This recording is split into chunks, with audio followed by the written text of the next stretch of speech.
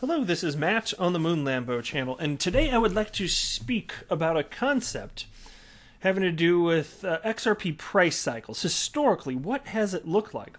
Well, it happens to be the case that local lows are ultimately followed by all-time highs. And part of this has to do with, well, a couple things. The frenzy around the crypto asset class, including XRP most certainly, as well as, not compared to other markets anyway. Crypto just isn't very liquid, even XRP. I know it's number 3 in market cap, but it's not particularly liquid. So those are factors.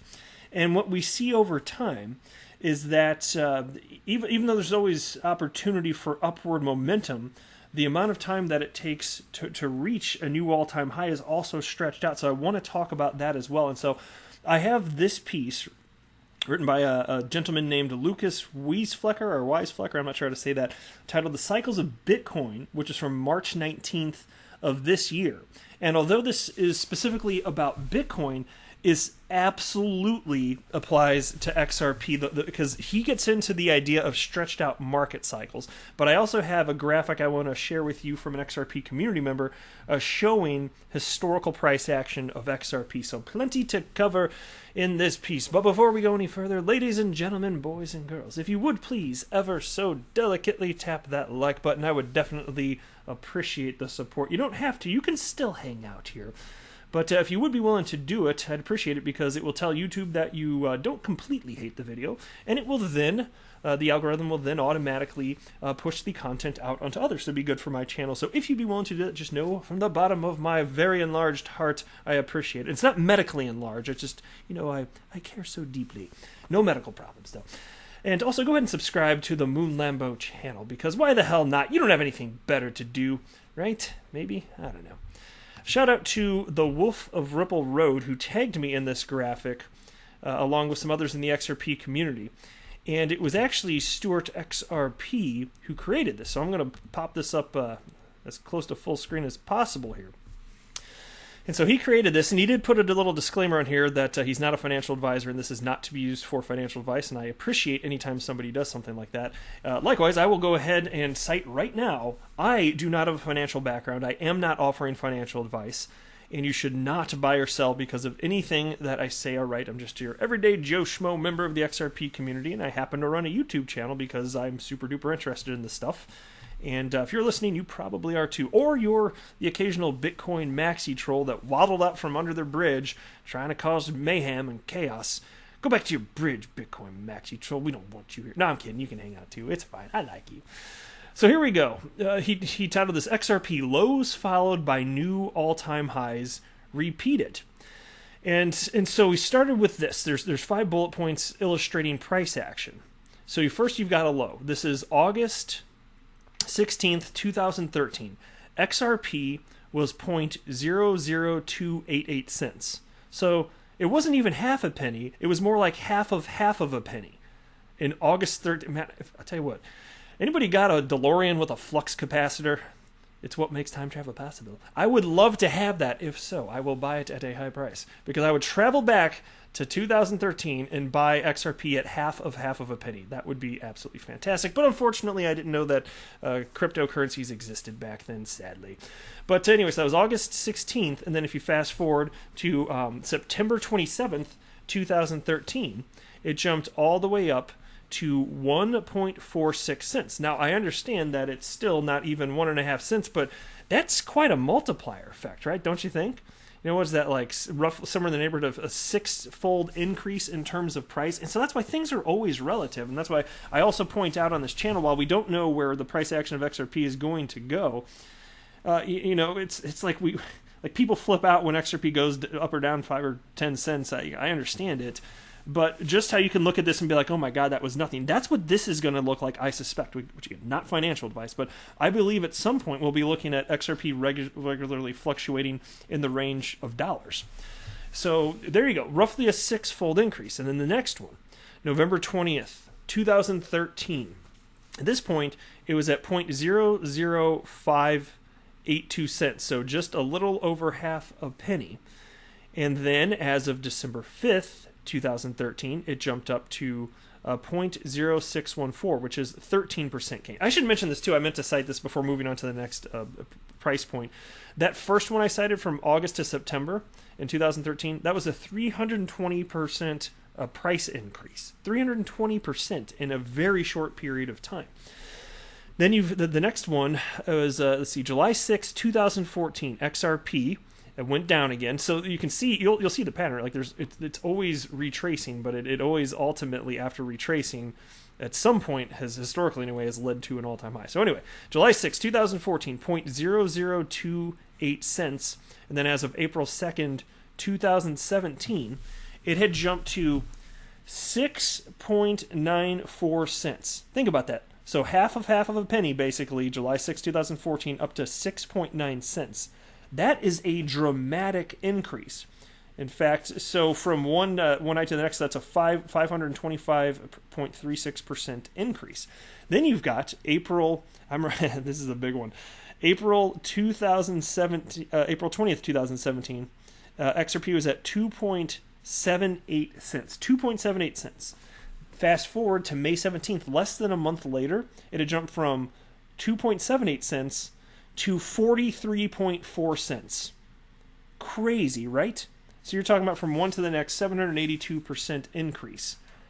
Then we've got the mammoth one, the biggest one of all.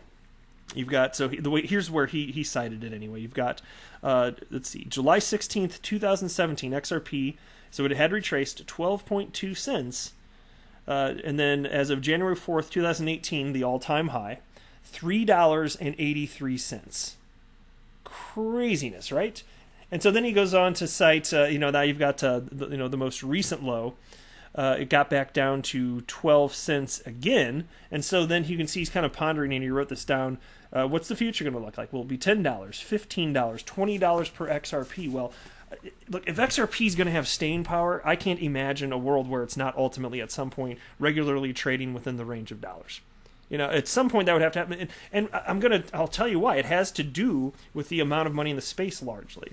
And here, let me just pull up this piece because I can kind of illustrate this. I can illustrate this now. So this is the piece. I only want to cover a part of this because, well, it's not entirely relevant. He's talking about Bitcoin specifically and the halving and this and that. And so I don't want to talk about the Bitcoin halving in this particular video.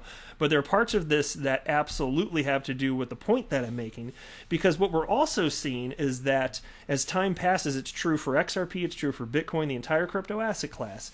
The time that it takes to for a market cycle to complete, which is what I'm talking about. So a local low, a new all-time high, and then starts crashing in. The time for every single one of those market cycles, it's increasing, and the rewards for each market cycle are decreasing. And that's what I wanted to talk about. But we're still, now I want to point out, while that is true, and I firmly believe that, because I have eyeballs and you can look at a chart, even so, I still believe that it's super early days here. And so in order to have the types of returns that you could have had in the first couple years, 2-3 years in Bitcoin, yeah, maybe, you can do it with XRP, but you have to potentially hold a little bit longer, depending on how much XRP you hold, right? And this is the way that I'm just in a general sense looking at this. And I've known this for some time, but I haven't really talked on the channel very much at all about this whole idea of lengthening market cycles. And so here's what I wanted to get at. Check this out. There's just a couple parts in this piece I want to cover. This guy writes, someone who bought at the time of the halving, he's talking about Bitcoin here, and sold at the next has made a profit because the price at the beginning has always been below the price at the end. But watch out. It doesn't have to stay that way. Both the beginning and the end of the cycle show a trend towards higher and higher standardized prices compared to each other. In other words, the difference to the price peak is becoming smaller. That's exactly what I was talking about. Exactly. So the opportunity for there's opportunity for returns, but as you have increased liquidity, and so why might that be? Well, the best way that I've thought of it to this point to illustrate this is by comparing XRP to Bitcoin. How much money would it take to double the price of Bitcoin versus how much would it take to double the price of XRP? If you run the numbers on that, you'll see way less money has to flow through to XRP to double the price of XRP compared to Bitcoin. And that's because it's substantially less liquid. There's less money in it in the first place. But the more money that enters, the harder it is. And then as a result, as there's more individuals in the space, it reduces volatility over time. And so that is what increases ultimately the market cycles. And you are going to see this with every single market cycle. So, we just saw that last massive one in, 2017, early 2018, and we'll see when things really get ramping up next. But when it does happen, in terms of dollars, it's going to blow the last one out of the water. In terms of percent, I don't necessarily suspect that will be the case for Bitcoin. We'll see what happens with other coins like XRP, but in terms of percent, I'm not counting on it. In terms of dollars, yeah. Which ultimately is what matters most, right? I mean, as cool as percent gains are, if you're up, 10, 20-fold, whatever it ends up being, super duper, right? And here's another piece that he wrote, and this is the last part I wanted to cover of this piece.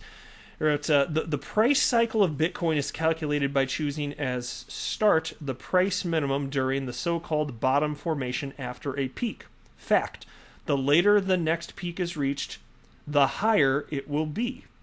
After several cycles, the multiplication will become less and less, and the price will stabilize. In other words, the associated volatility will be very low.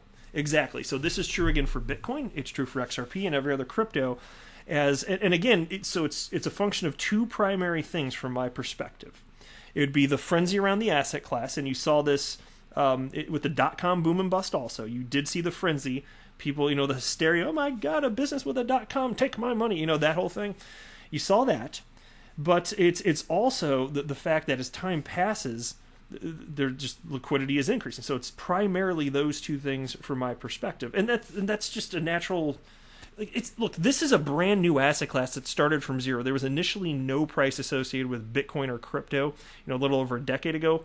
And so it's not surprising that you get just a handful of people trading. Some crazy things happen in terms of percentage gains, right? But I'm telling you, the real dollar gains, they're still yet to be had. And that's the cool part of all this. So from my perspective, it's not bad at all. It's just kind of where things are. So I thought I'd share that perspective with you. Did I get it right? Do you think I'm wrong? Any varying opinion? I do love diversity of thought, so even if you think I'm wrong, I would love to hear from you. I love thoughtful adult conversation, people engaging in critical thinking. I think it's a killer time. But that's it for this video. I am not a financial advisor. Do not buy or sell anything because of anything that I say or write. That would be a very, very, very bad idea. Until next time, to the moon, Lambo.